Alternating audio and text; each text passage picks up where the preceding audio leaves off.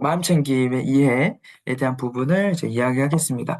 밑에 이제 자그맣게 달아놓은 게 있죠. 현재에 집중하는 삶의 기술이라는 이제 문장이 있어요. 이게 굉장히 중요해요. 마음챙김은 현재에 집중하는 겁니다.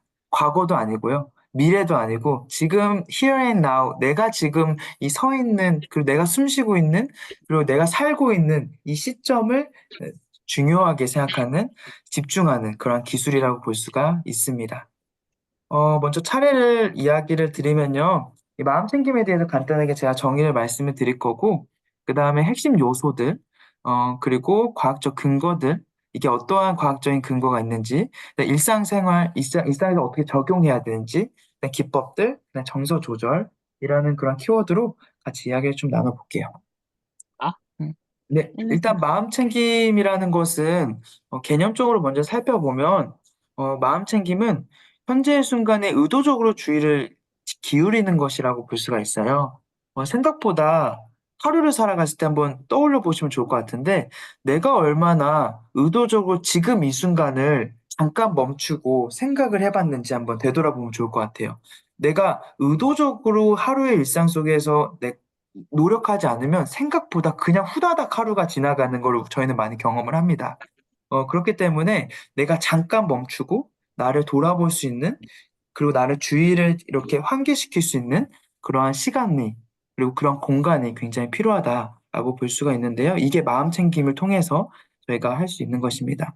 사실 이 마음챙김이라는 것은 불교 명상에서 이제 기원이 됐는데요. 제가 저는 이제 아까 말씀 처음에 드렸듯이 기독교 기반에서 자랐고 그 관련해서 이제 또 많은 연구와 또 그 관련해서 또 석사를 나왔기 때문에 이제 많은 관심을 가지면서 공부하는 과정에서 이 불교 기반뿐만 아니라 기독교, 천주교 기반에서도 이 마음챙김이라는 유형이 있는데요. 그게 이제 센트럴 플레이어, 그러니까 마음 중심 기도, 침묵 기도라고도 이야기하는데요. 그런 것들 또한 이 마음챙김의 유형과 비슷하다고 볼 수가 있습니다.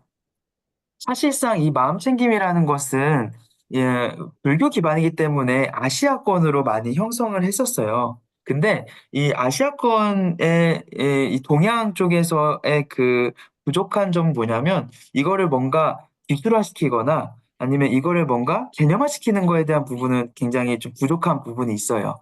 근데 이 서양에서의 특징은 뭔지 감이 오시죠? 서양은 이거를 어떠한 마음챙김감 같은 것이 있으면 그거를 개념화시키고 그리고 그것을 기술화시켜서 보편화시키는 그러한 힘이 있어요. 그래서 원래는 이것이 불교에서부터 시작됐던 그 개념인데 이거를 서양에서 갖고 갔어요. 서양을 갖고 와 가지고 그거를 마음챙김이라는 단어로 이제 다시 탈바꿈하고 다시 동양은 그것을 역수입해 왔습니다. 그래서 지금의 마음챙김은 사실 우리에게 기원은 있지만 왜 그 서양에서 한번 거치고 온 마음챙김을 저희가 접하고 있다라고 보시면 되겠습니다. 그래서 이 마음챙김이라는 것을 좀 더 저희가 중요한 요소들을 보면 일단 여기서 보시면 이 마음챙김은 현재의 순간에 집중하는 것이 중요해요. 그리고 비판단적인 태도를 갖고 있는 게 중요합니다.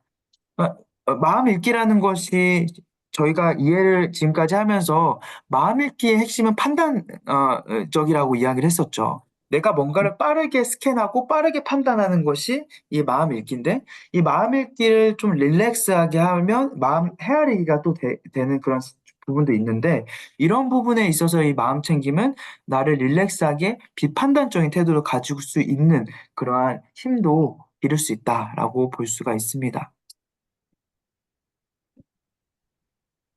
연구 결과에서도 보시면 이 마음챙김을 통해서 사람의 뇌가 변화된 것도 있고요. 여기서 전두엽 피질 두께가 증가됐다는 것은 어떤 이야기냐면 전두엽이라는 뇌의 구조를 봤을 때 전두엽은 내가 판단하고 그리고 조절하고 억제하고 그리고 뭔가를 좀 더 제대로 이성적인 것을 활발하게 할 수 있는 그런 기능을 갖고 있는 이제 뇌의 부분인데요. 이러한 부분에서 전두엽의 피질 두께가 증가됐다라는 것은 내가 조절할 수 있는 나를 컨트롤할 수 있는 힘을 기를 수 있다라는 겁니다. 그래서 굉장히 중요한 마음챙김의 효과라고도 볼 수가 있고요. 그다음에 스트레스 감소에도 굉장히 좋아요. 그래서 이 마음 챙김을 많이 하시는 분들 보시면 스트레스를 많이 받고 있는 상황에서 살기 위해서 마음 챙김을 하시는 분들이 많습니다. 그리고 집중력 향상에 대한 부분도 이제 효과가 있다라고도 볼 수가 있어요. 집중력 향상은 이제 뇌 구조 전두 효과도 많이 연결되어 있습니다. 일상 속에서의 마음 챙김을 저희가 실천을 할 수가 있고요. 그리고 마음 챙김 식사라고도 이야기할 수 있는데요. 이거를 뭐 종교를 갖고 계신 분들이라면 이제 식전 기도를 통해서도 잠깐 나를 이제 하나님이라는 존재를 마음에 둔다면 그 존재에게 나를 이제 드리는 그런 것들도 마음 챙김으로써도 실천을 할 수 있는 부분이 있습니다. 어 그리고 기법들 같은 경우에는 이제 보시면 호흡 명상이라고 있어요. 이 호흡 명상이라는 것은 뭐냐면 내가 호흡에 집중을 하는 거예요. 이 호흡이라는 게 굉장히 중요한 게 저희가 긴장되거나 아니면 긴박한 상황에서 호흡이 어떻게 되나요? 호흡이 빨라지. 빨라지죠. 호흡이 빨라진다라는 것은 어떤 말이냐면 내가 호흡이 빨라진다는 건 그만큼 내가 긴장되어져 있고 그리고 그만큼 내가 살기 위해서 몸부림친다라고 볼 수가 있어요. 그래서 이 호흡이라는 것을 복식 호흡이라고 아시죠? 내가 호흡을 네네. 길게 들이마시는 그런 과정을 거치면 내 마음이 긴장도가 떨어지고 그리고 내가 좀 더 내 삶의 안정도가 올라간다라고 볼 수가 있는데요. 그래서 호흡을 항상 빼놓지 않고 마음 챙김에서는 이야기를 해요. 그리고 이 호흡을 하는 것 자체가 종교가 생길 정도로 굉장히 호흡이라는 것이 우리 일상에서 중요한 하나의 요소다라고 볼 수가 있어요. 그리고 바디 스캔이라는 것은 어떤 거냐면 here and now 내가 지금 여기 있다라는 것을 알기 위해서는 내 몸을 감각적으로 인식하는 게 중요해요.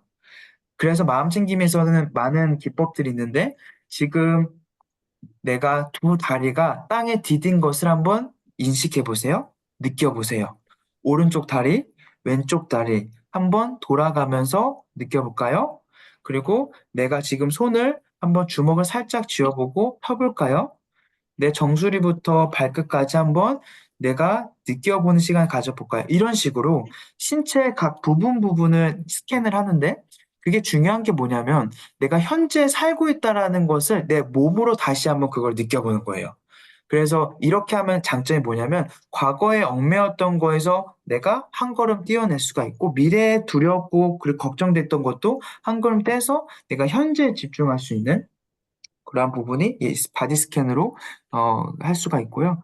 그다음에 걷기 명상이라는 것은 내가 이제 걷기 명상, 걸으면서 이제 명상을 하는 건데요. 이것도 이제 그 기독교 계통에서도 많이 하고 있는 이제 감리교단이라는 그런 곳에서 많이 하고 있는 건데요. 걸으면서 내가 이제 머리를 명상을 하면서 발의 움직임들 그리고 내가 지금 나에게 지금 다가오는 그 바람들 그리고 들려오는 새소리들, 그리고 지금의 그 나에게 쬐어오는 태양의 그, 이제 분위기들, 그런 것들을 이제 걷기 명상을 통해서도, 할 수가 있어요. 그래서 이렇게, 호흡 명상, 바디 스캔, 걷기 명상, 여러 가지 기법들을 이 마음 챙김에서는, 양상이 보일 수 있다라고 저희들이 볼 수가 있어요.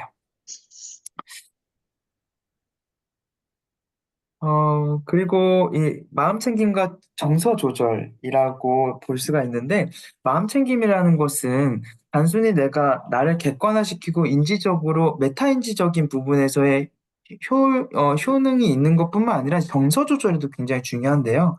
아까 전에 이제 분화라는 개념을 이제 아까 말씀을 하셨는데 담담님께서 이 마음 챙김이라는 것은 이 감정을 인식하고 감정을 수용하고 감정을 또 조절할 수 있는 그런 힘을 가지고 있어요. 그래서 이 마음 챙김을 저희가 했을 때 감정에 대한 컨트롤도 하는 그런 유용한 부분이 있다라고 또 이해하시면 좋을 것 같아요. 혹시 중간중간에 질문이 있으면 얘기해 주셔도 좋고요. 아니면 끝에 이제 질문 있으면 한꺼번에 말씀해 주셔도 좋습니다. 네. 마음 챙김과 관계 개선과 과도 이제 연결이 있는데요. 이 마음챙김이라는 것은 우리가 이 관계의 언어라는 책을 읽으면서도 이제 많이 느끼는 부분이 있지만 마음챙김은 수용적인 태도를 가질 수가 있어요. 나라는 사람을 객관적으로 이해한다라는 것은 나라는 사람을 수용한다라는 것과도 연결점이 있어요. 그렇기 때문에 내가 가지고 있는 강점을 수용하는 그런 태도를 갖고 있는데요. 자존감이 낮은 분들의 특징 중에 하나는 뭐냐면 내가 잘하는 것도 받아들이지 못한다라는 거예요. 다른 사람들을 음. 칭찬했을 때 이 사람이 지금 내가 지금 뭐 나한테 잘 보이려고 칭찬을 하나? 아니면 나한테 뭘 원해서 그렇게 이야기를 하나라고 이해를 하게 된다는 거예요. 이것도 인지 도식적으로 봤을 때 내가 자존감이 낮거나 나라는 사람이 어떤 사람인지에 대한 분명함이 없어서 다른 사람들이 아무리 나에게 선한 의도로서 그렇게 얘기해도 그게 나에 있어서는 선한 의도가 되지 않는 거예요. 그래서 나의 강점도 수용할 수 있는 태도를 갖는 것 중요한데 이것도 마음 챙김을 통해서도 가질 수 있고요. 그리고 약점에 대한 부분도 내가 이 마음 챙김을 통해서도 명료화시킬 수 있습니다. 그리고 기회라는 키워드를 보면요. 의사소통을 개선할 수 있고 갈등 해결 능력을 향상시킬 수 있고 더 깊은 관계를 형성시킬 수 있는 것을 또 이 과정을 통해서도 가질 수 있는데 이것은 무슨 말이냐면 만약에 내가 상대방이 나한테 싫은 소리를 했어요. 그러면 그 싫은 소리가 싫은 소리로만 내가 나에게 남는다면 나는 싫은 사람이 돼 버리는 거예요. 근데 이 싫은 사람이 돼 버리면 문제가 뭐냐면 이 사람이 나에게 싫은 소리를 했기 때문에 지금의 나의 그 문제의 원인을 타인에게 두는 거예요. 그러다 보면 문제가 생기는 부분이 이 사람과 내가 더 이상 만날 이유가 없고 오히려 내 문제의 원인이기 때문에 거리를 두고 관계를 끊을 수가 있다라는 거예요. 하지만 이 마음 챙김을 통해서 나를 객관화시키고 메타인지적으로 나라는 사람을 딱 세우는 과정이 있는다면 그러면 나라는 사람이 이 사람이 어떠한 말을 해도 이걸 소화시킬 수 있는 힘이 있기 때문에 갈등을 해결하고 관계를 깊게 할 수 있는 힘이 또 있다라는 겁니다. 직장을 다니시는 분들에게는 이런 부분에서도 효과가 있습니다. 업무 효율성을 증대시킬 수 있고요. 그리고 스트레스 관리, 창의성 향상이라는 그러한 부분에서도 굉장히 큰 효과를 가지고 있습니다. 사실 이런 말들만 들으면 마음 챙김 거의 뭐 맞는 기법 아니야라고 볼 수가 있는데 진짜 실제로 이 마음 챙김이란 것만 제대로 해도 심리 상담을 받지 않아도 내 스스로 자가 회복 능력을 갖고 있는 분들도 계시고 이거를 종교 계통에서도 많이 사용하고 있는 기법이기 때문에 종교 계통에서도 이런 것들 통해서 이 기도와 또 연결시킬 수 있는 그러한 굉장히 좋은 그러한 이제 기법이라고도 볼 수가 있습니다. 근데 이 마음 챙김을 사실 더 많은 분들께 제가 권유를 하고 또 제 스스로도 바라봤을 때 많이 못하는 시기를 보면 장애물들이 분명히 있어요. 첫 번째는 시간이 부족하다는 거예요. 내가 너무나 시간이라는 건 물리적인 시간도 있지만 내가 이 정신적인 시간과도 연결되는데요. 내가 너무나 바쁜 일상을 가져서 시간을 내기가 어려운 부분이 있다라는 거고요. 두 번째는 집중력이 좀 떨어져서 내가 너무 졸리잖아요. 그럼 마음 챙김을 하다가 자버리거든요. 근데 자도 괜찮다고 얘기는 해요.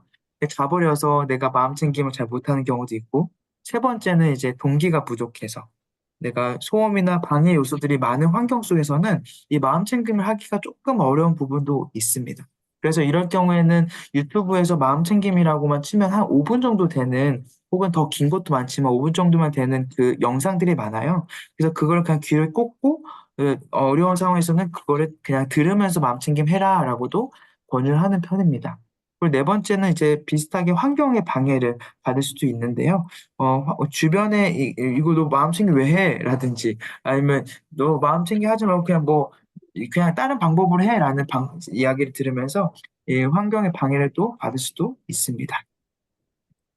네. 결론적으로 이제 이야기를 드리면 이 마음 챙김이라는 건 현대 사회에서 저는 굉장히 중요하다 생각을 해요. 이 스트레스와 불안을 해소하는 데 있어서 효과적인 방법이기도 하고요.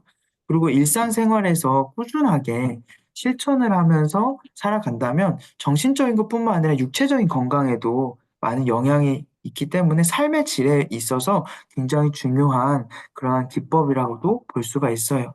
그래서 이 마음 챙김을 잘 실천을 하시면 좋을 것 같습니다.